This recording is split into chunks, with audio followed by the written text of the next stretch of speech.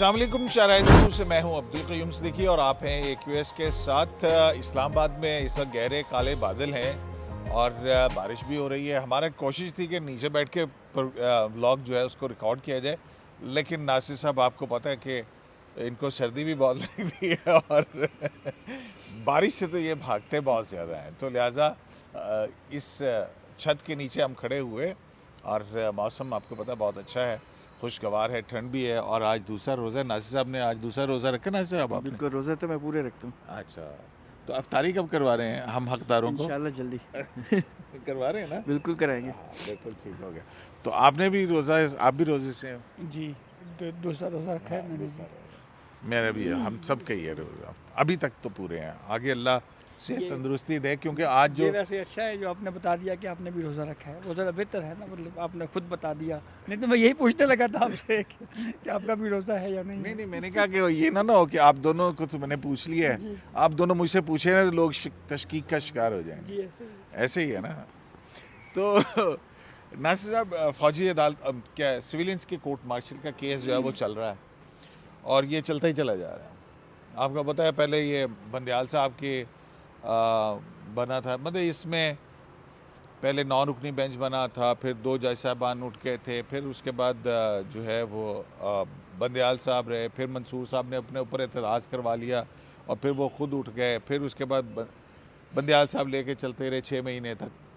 फिर ये एजाजुल एहसन साहब ने जो है ना ये वाला फ़ैसला दे दिया जो 23 अक्टूबर को आया।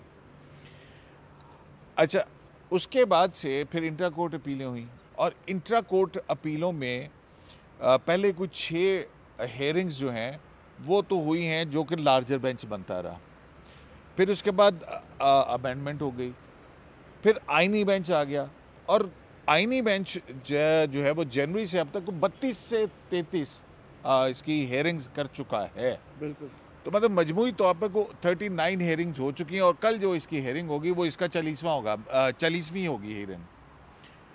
तो इसमें अभी तक क्या खोया क्या पाया? वैसे क़य्यूम साहब देखें, बात वही है कि सबसे पहली बात जो जस्टिस मुसरत हिलाली साहिबा कहती है ना कि FBLE का जिक्र ना करना आइंदा, तो और वो बार बार यही बात है कि सबसे बड़ी मुश्किल, जस्टिस मंदोखेल साहब ने भी एक दफ़ा ऑब्जर्वेशन दी थी कि FBLE केस ना होता तो ज़िंदगी कितनी सुकून में होती।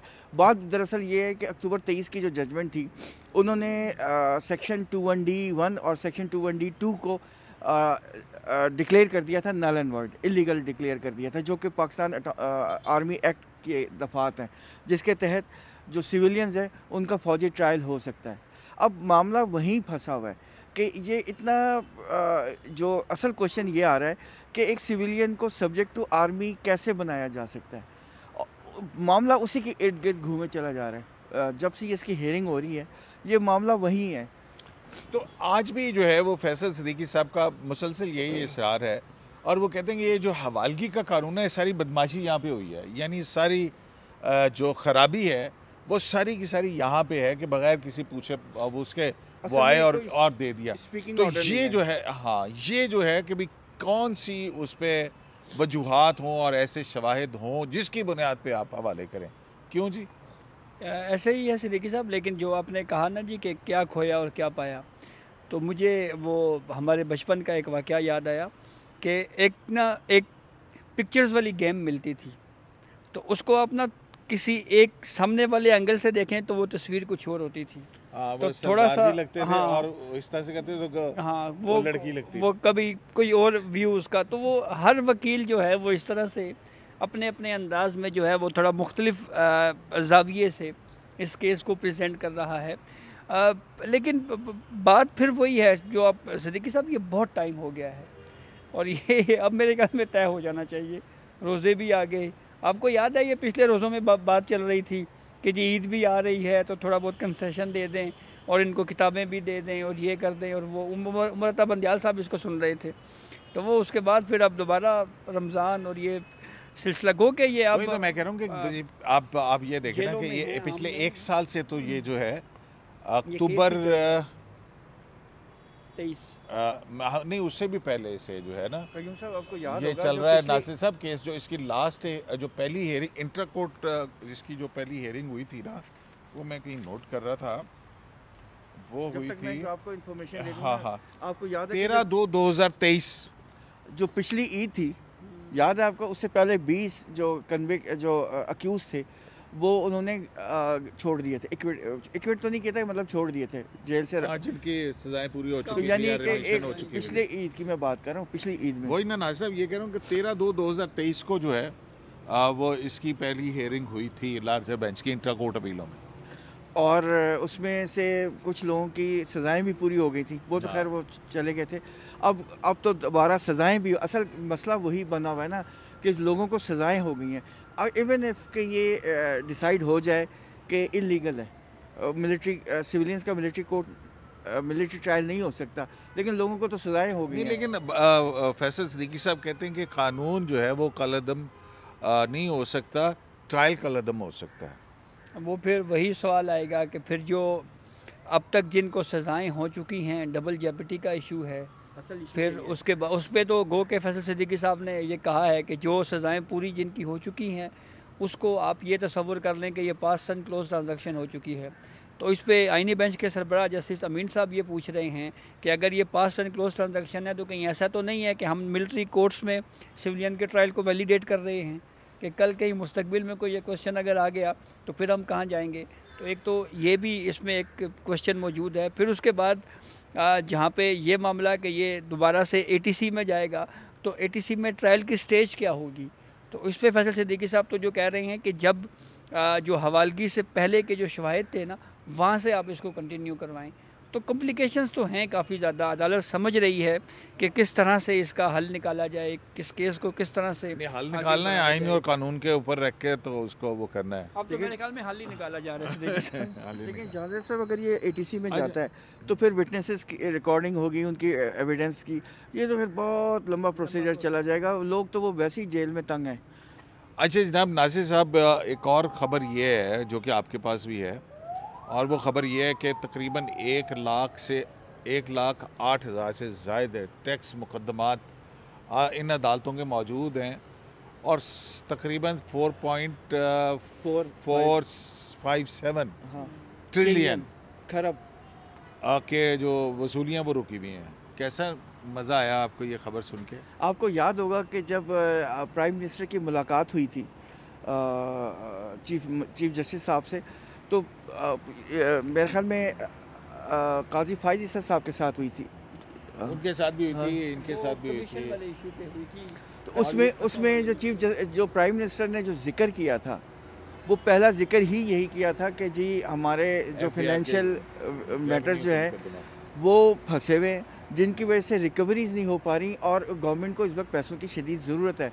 और आपको ये पता है ना, हाई कोर्ट्स में तो ये बहुत सारी हाई कोर्ट्स में ये मामलात आम है कि एक केस चला जाता है, फिर वो स्टे सालों चलता है, जबकि स्टे सालों नहीं चलना चाहिए, लेकिन वो चलता रहता है। तो ये, और फिर अभी रिसेंटली जो दोबारा प्राइम मिनिस्टर के साथ मुलाकात हुई है NJPMC के सिलसिले में, जो चीफ जस्टिस साहब ने दावत दी थी, उसमें भी ये बात इशू आई थी कि जो फिनेंशियल मैटर्स के बारे में कुछ करें। और आपको ये याद है कि इन्होंने कॉन्स्टिट्यूशन बेंच भी एक बेंच भी बनाया था फिनेंशियल, लेकिन फिर वो बात नहीं बनी। तो फिर इस्लामाबाद हाई कोर्ट से फिर जस्टिस मियां गुल हसन औरंगज़ेब साहब को लाना पड़ा।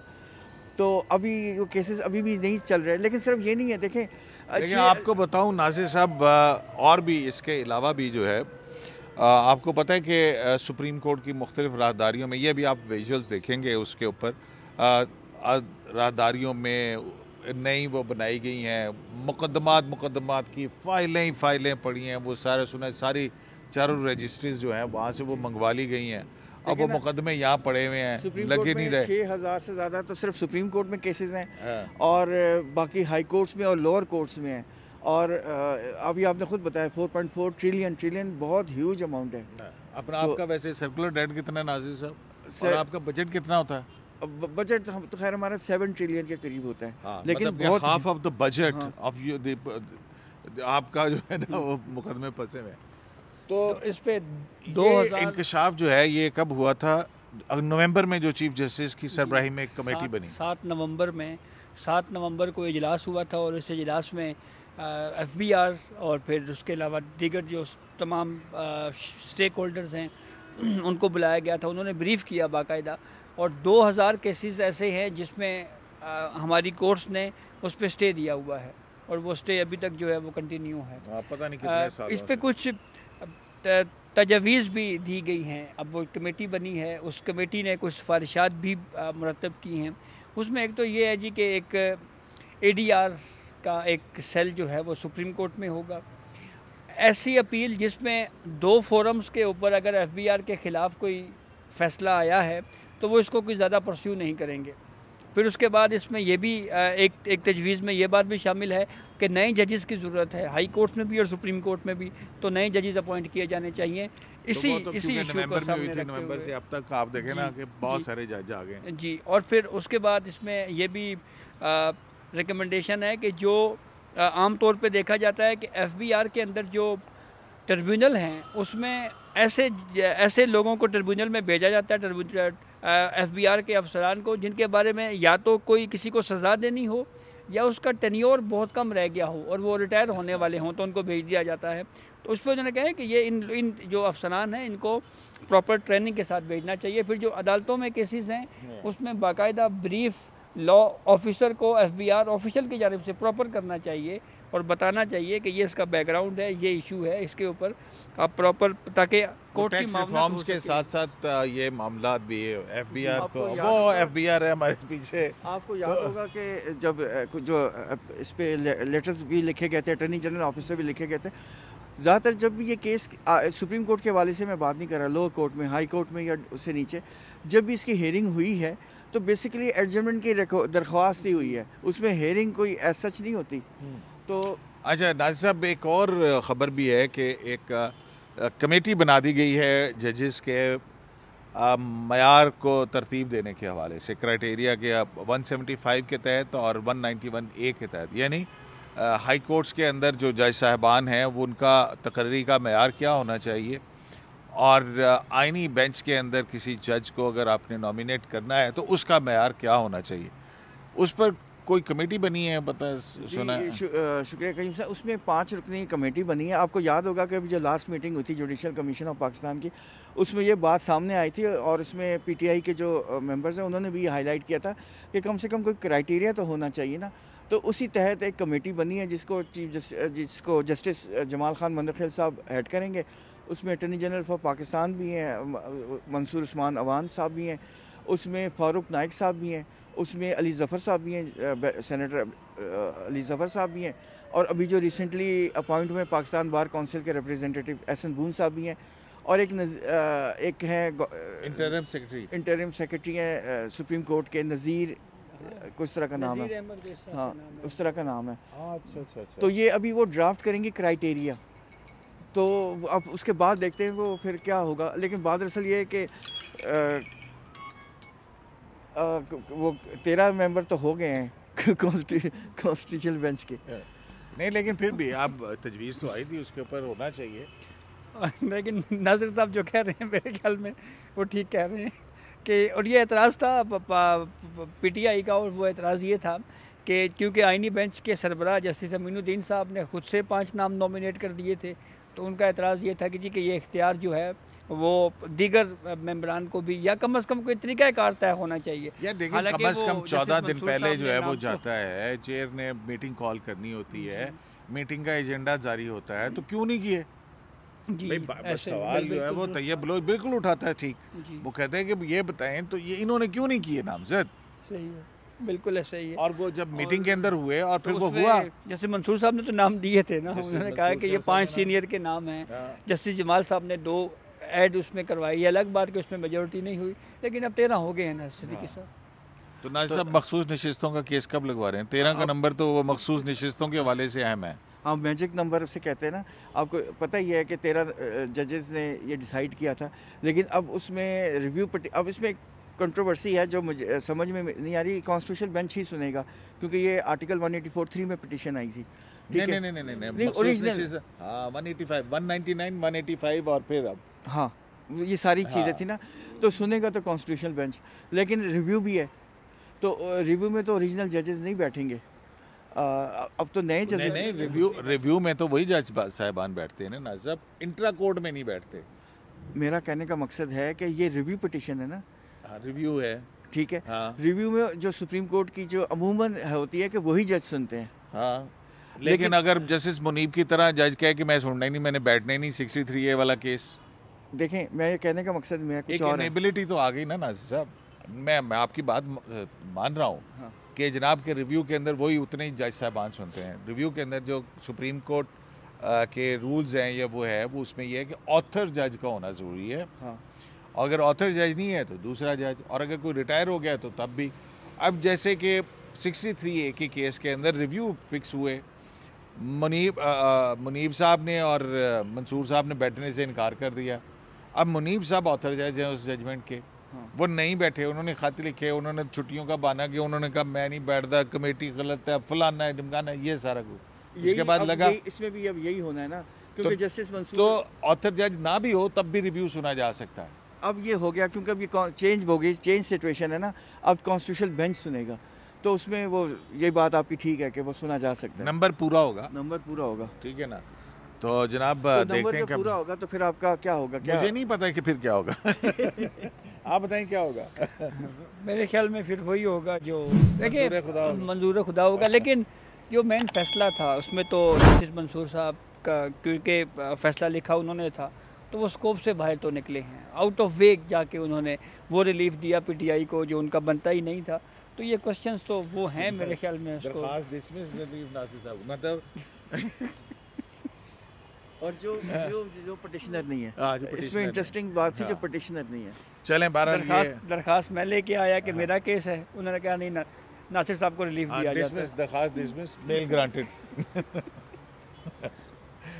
चलें बहरहाल ये तो पाकिस्तान की अदालतें हैं, और अदालतों फिर वो आपको भुगतना भी पड़ता है ना। फिर तो शराय दस्तूर से AQS लाइव से इजाज़त दी, चला नहीं